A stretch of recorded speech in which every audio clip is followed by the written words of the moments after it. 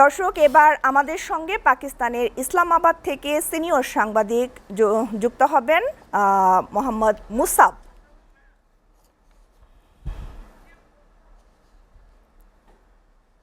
Good evening Mohammad মুসাব।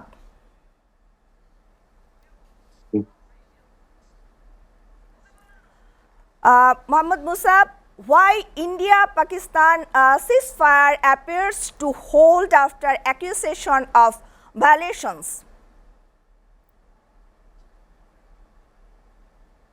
Can you repeat the question once? Sorry, I can't hear you. Mohammad Musab, why India-Pakistan ceasefire appears to hold after accusation of violations? So at this point in time, what we need to understand is that this is not a complete ceasefire. This is an agreement between the two nations, mediated by the United States of America, as is being reported now. This is a 48 to 52 hours ceasefire. The terms and conditions still have to be decided between the two countries. There are many long-standing issues between the two countries. One of them being Kashmir, the other being water that comes out of Kashmir, and that is essential for Pakistan. If the water does not come from Indian occupied Kashmir into Pakistan, it becomes an existential threat for Pakistan's existence. This is another important issue. Then there is cross-border terrorism. Both countries accuse each other of cross-border terrorism. Pakistan accuses India of harboring terrorists. India does the same with Pakistan. So a lot is on the table. The guns might have stopped, airplanes flying into each other's territory, missiles, drones might have stopped, but a lot has to be discussed for this to become a permanent ceasefire and for this to become concrete. While I'm reporting live from Islamabad, I can tell viewers of SATV that there's a sigh of relief in the public. Citizens were seen dancing on the streets of Pakistan yesterday. Last night, this continued till early hours of the morning. But having said that, we need to keep in mind that this is an agreement, this is not a complete ceasefire. Uh,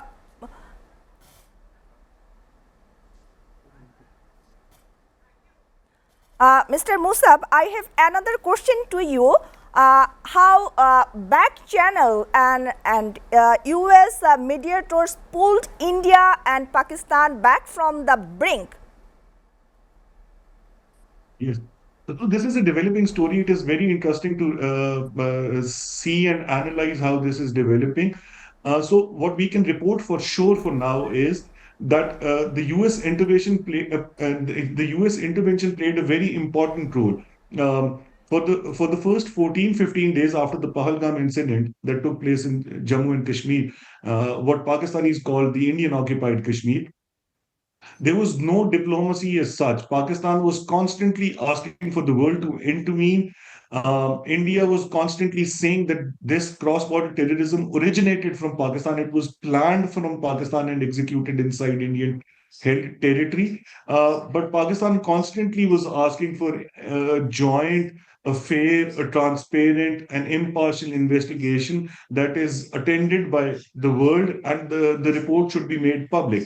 Um, After India attacked Pakistan through the international borders, I would like your viewers to understand that Pakistan shares different kinds of terrain with India, and the borders are divided. So if there's a line of control between India and Pakistan, where skirmishes are a normal thing, it's been 75 years plus that Pakistan and India gained independence. They became separate countries, but across the line of control, there's almost on a daily basis, there's a skirmish going on.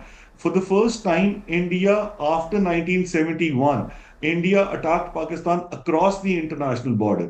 Pakistan was waiting for a response from the world community, but it did not come. I can report for sure that the Vice President of the United States of America, Mr. J.D. Vance, completely categorically said that this is between India and Pakistan, and the US cannot do anything.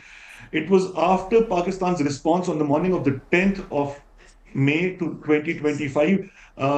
Pakistan claims to have given a befitting response. India says its territory was violated from 36 different locations. Pakistan's attack meant that the world community thought that two nuclear armed countries had come to a brink where there might be a disaster of bigger proportions. That is when the US intervened. So now this is again, this is a developing story. The Pakistani Prime Minister last night said that there are many countries involved backdoor. He named Saudi Arabia, he named Qatar, he named UAE, he named USA, and he also named United Kingdom. It is unclear to the roles that most countries played, but for sure, what I can report is that the Saudi foreign minister visited India, then he came to Pakistan, and then he left.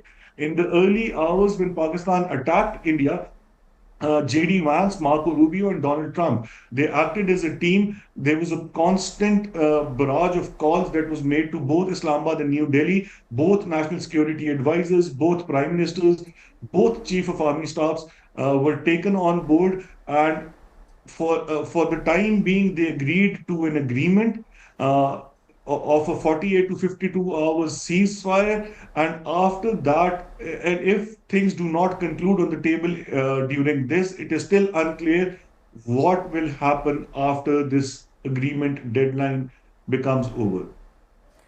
Okay, Muhammad Musab, thank you so much for sharing your insights with us.